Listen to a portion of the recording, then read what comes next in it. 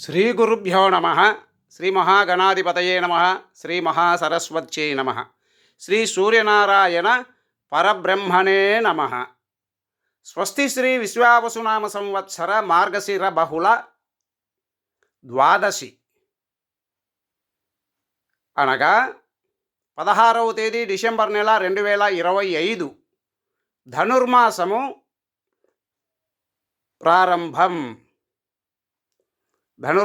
ప్రారంభం. ఇంద్రకంటి వారి గణకానంద దృక్కు ప్రకారము ఈ గణితం చేస్తున్నాము. గణిత స్థానం ఆంధ్రప్రదేశ్ కడప జిల్లా కడప.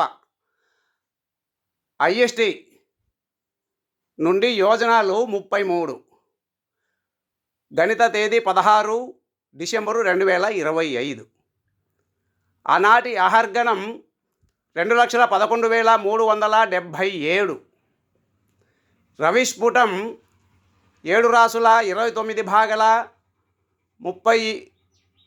58 లిప్తల 23 విలిప్తలు. మరొకసారి రవిస్ఫుటం 7 రాసుల 29 భాగల 58 లిప్తల 23 విలిప్తలు.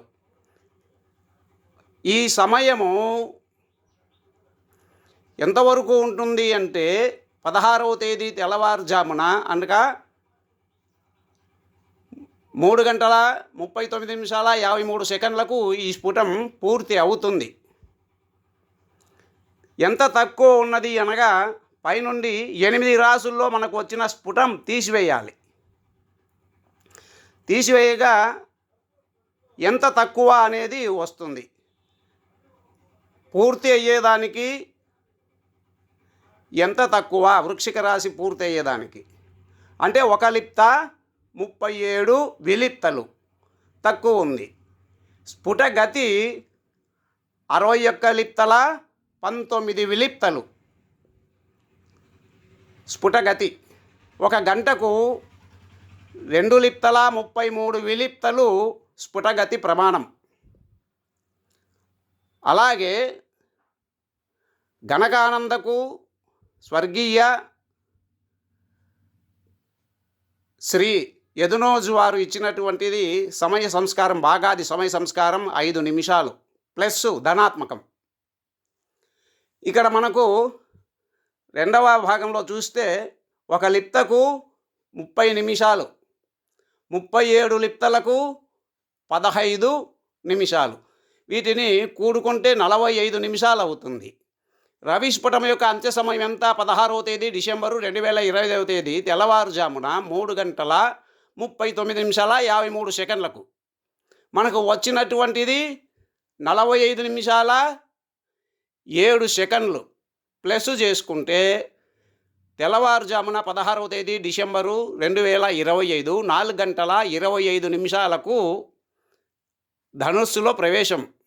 అయితే సమయ సంస్కారం ఉంది కదా, ఈ సమయ సంస్కారము ధనాత్మకం అన్నారే ఇంద్రకంటి గారు.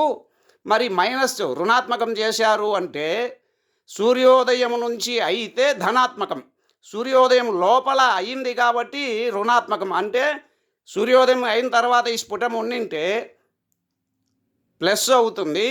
సూర్యోదయ లోపలనే అంటే ముగిసింది కాబట్టి దీన్ని మైనస్ తీసివేయాల్సి వస్తుంది.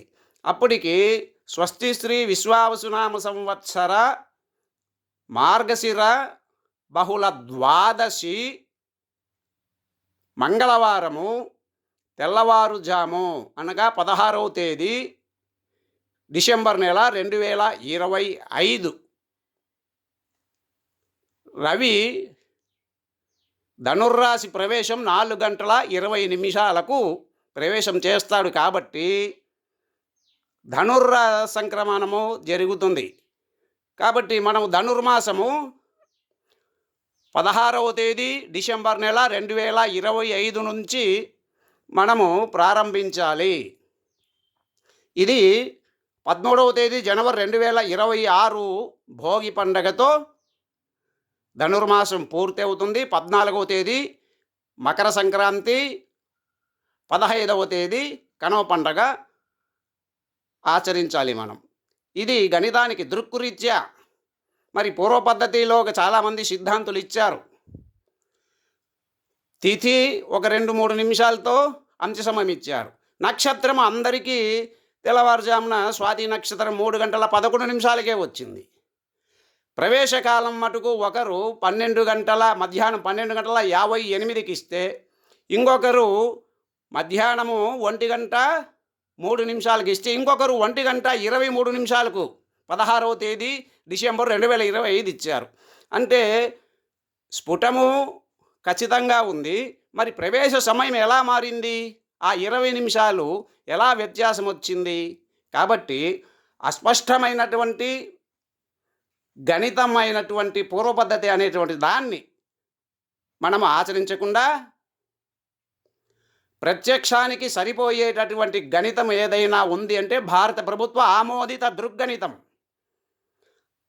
దానినే మనమందరం ఆచరించి మనకున్నటువంటి 17వ తేదీ డిసెంబరు 2025 ధనుర్మాసం కాదు, 16వ తేదీ డిసెంబరు 2025 మంగళవారము ధనుర్రాశిలో రవి 4 గంటల 20 నిమిషాలకు తెల్లవారుజామున ప్రవేశిస్తారు. కాబట్టి 16వ తేదీ నుండే, అనగా డిసెంబర్ నెల 2025 సంవత్సరం మంగళవారం నుండి ధనుర్మాసం ప్రారంభం. స్వస్తి.